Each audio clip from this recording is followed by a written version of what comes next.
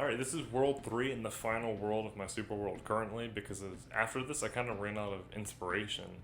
And I've already used a lot of level gimmicks, so I didn't really know what to make anymore. So we're going to investigate World 3, look at the levels and how I designed them, and then see if I can come up with some more inspiration, or maybe get you some more inspiration.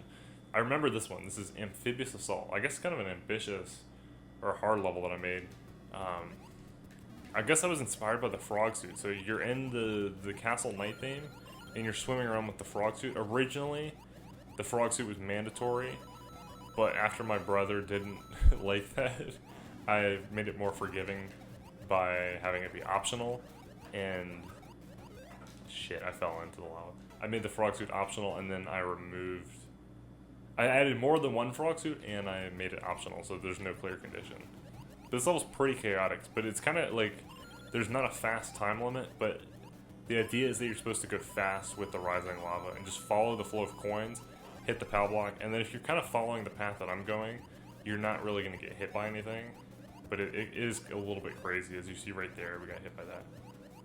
So here we have Roy, who is the world boss, and I guess this is some more storytelling, because I wanted to show the bosses like dynamically through the world. So last world we had Wendy doing stuff, and then this world you have Roy, and then this is a firebar like clock, so you have to keep going around it until the bomb opens the thing, and then I think we're not going to be able to get in there in time, or we actually did. That was scary. Maybe not the best thing I ever designed, but if you have the frog suit, it's a little bit simpler. But it's basically a firebar clock, so you got to keep going around and hitting the switch until the bomb opens the path. And then Roy's in there to basically show you what the world's all about. So we gotta wait for the lava to go back down. Maybe not the best thing I ever made, but it was kind of cool when I made it. So after the lava goes down, it reveals the thing, and I think there's a red coin sneakily under the bridge if you get it. So that's another level where the red coins don't really matter, but collecting them is rewarding, kind of like the Kong letters. Because in the original Donkey Kong Country, the Kong letters don't really do anything besides give you another life. So it's kind of the same mentality I have in playing them in these levels. That was Amphibious Assault. And I guess for the hot lore is that you were like kind of in the pipes, or like you were underneath the lava.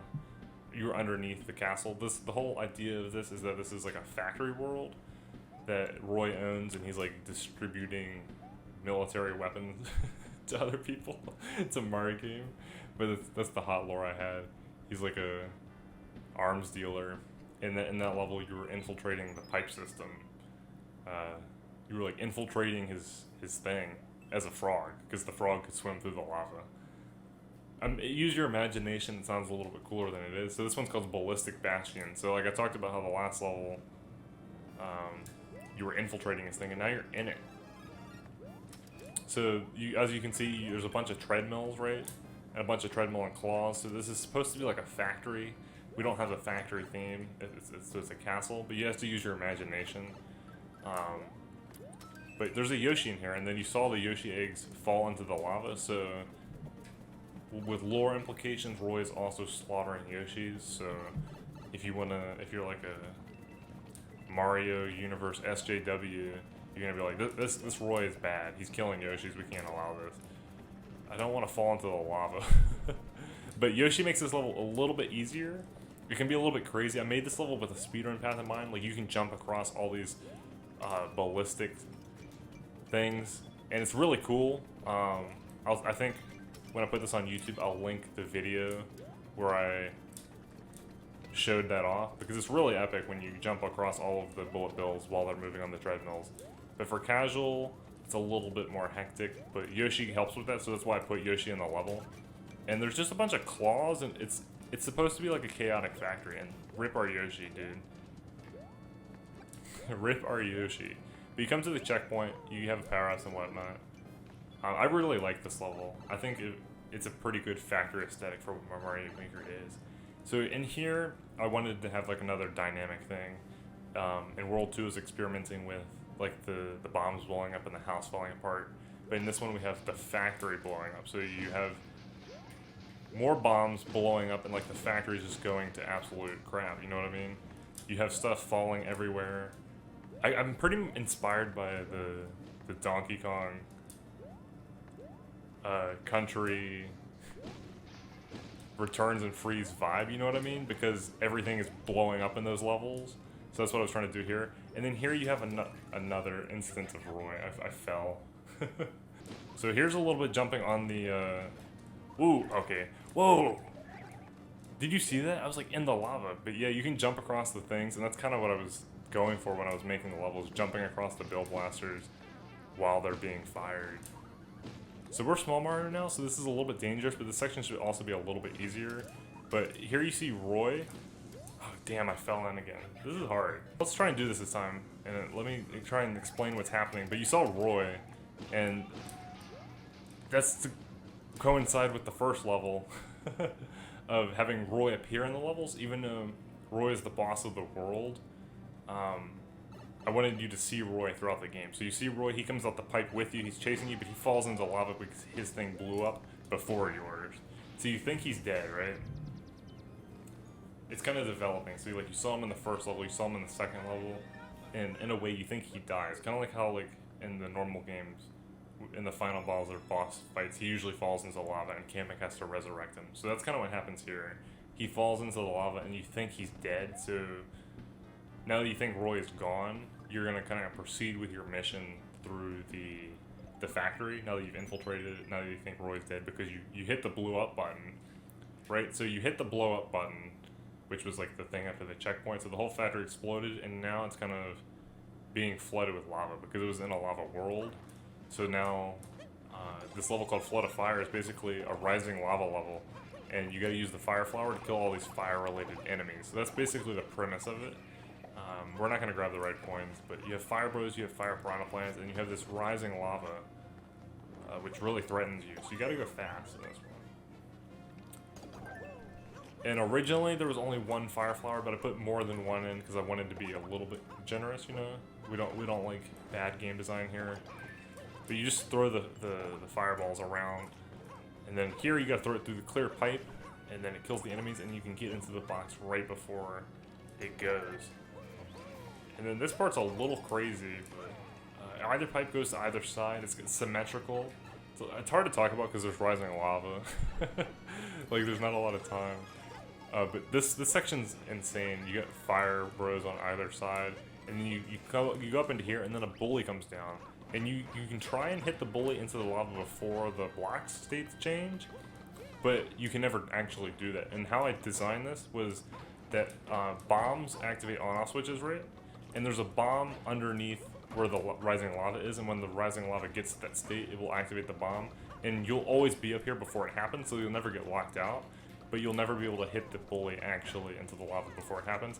And what that does is it forces you to have a more dynamic bully boss fight by coming up here, killing this dude, watching out for these things, and hitting this block.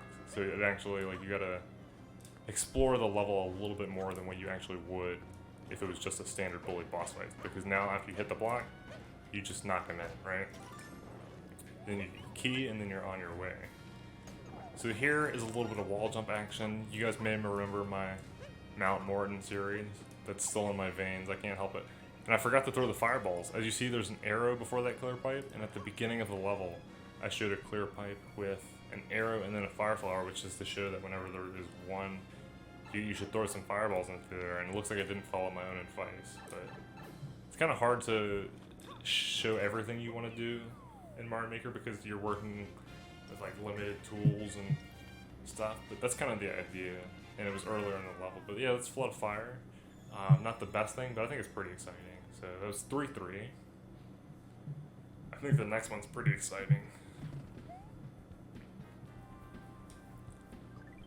So you basically blew up the factory, it got flooded, and now I think you're trying to escape. I don't really know all the hot lore, but the whole thing is that you basically destroyed Roy's forces, and then this level called Storm Squadron is that, like, the rest of his forces are trying to get revenge on you. So you see, like, there's a bunch of cannons being fired at you. Like, now that you've destroyed the factory, everyone's really angry at you.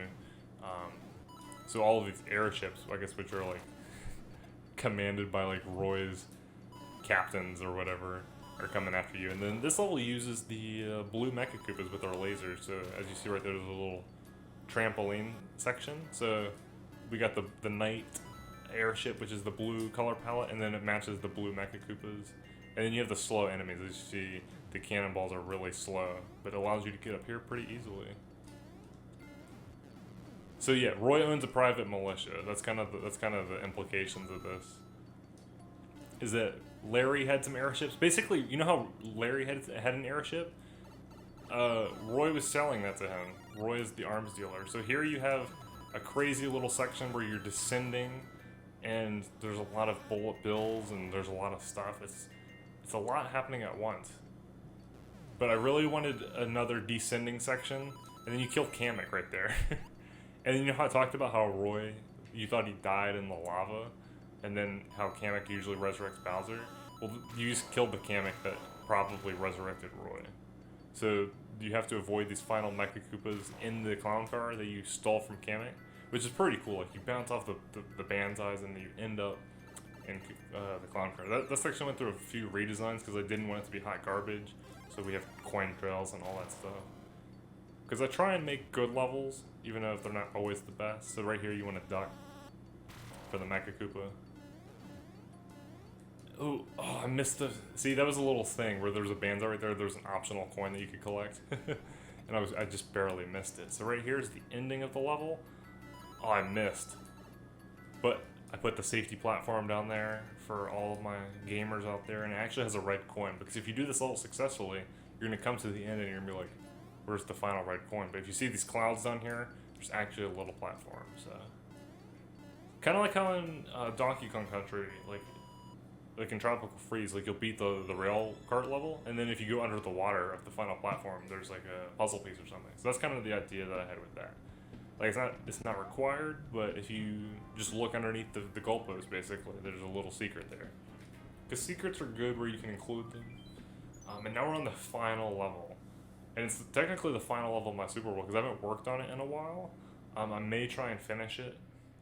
If I get enough support, I will try to. Like I promised before, and I still have some ideas, but it's just kind of hard to implement.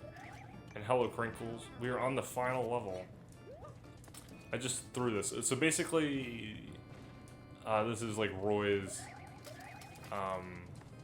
final castle. Like it's his fortress. What's it called?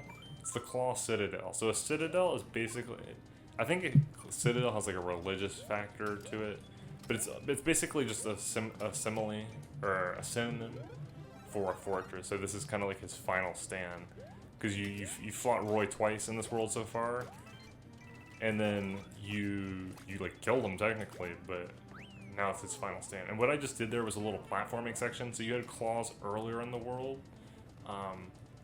And then you have all these claws that you kind of bounce off the Mecha Koopas to get here. So you have a little platforming section, and then you have a cloud section, because I wanted to add a little bit of diversity to this part of the game. So you can get on the cloud and you can go through these claws. The claws actually grab you. So if you fly into a claw, you'll get grabbed out of your cloud. And so basically the claws that usually are helpful to you, right, become obstacles in a little section. So it's a good way to twist kind of a gameplay mechanic on the player. Also, you may notice the cubes. Those little P-switch boxes are actually where the fireballs go. So you can see the fires, and there's lots of stuff coming at us. Because I think Potobos are kind of bad when they're just random, you know what I mean? But if you kind of indicate where they are, the player knows what to expect, you know what I mean? And then there'll be no hot garbage shenanigans. So we just made it to the door, and this is the second checkpoint before the boss. And then you always get a acorn suit. So now this is the Roy boss fight. This went through a few redesigns because there's actually no floor. There's just spikes, and Roy can actually dig through the floor. And there's one red Mecha Koopa who's kind of like the enemy of the world, or the enemy of this level for that rather. So he's like assaulting you from the top, and you're basically hanging in the claws, which were the main gimmick of the level, and it's kind of hard. He is World 3 boss. So you gotta wait for him to dig, and then you want to avoid the little bombs. But the squirrel suit is a big help right here. If you can keep it, the longer you can keep it, the safer you are against the boss. And there's also 2 Potobos.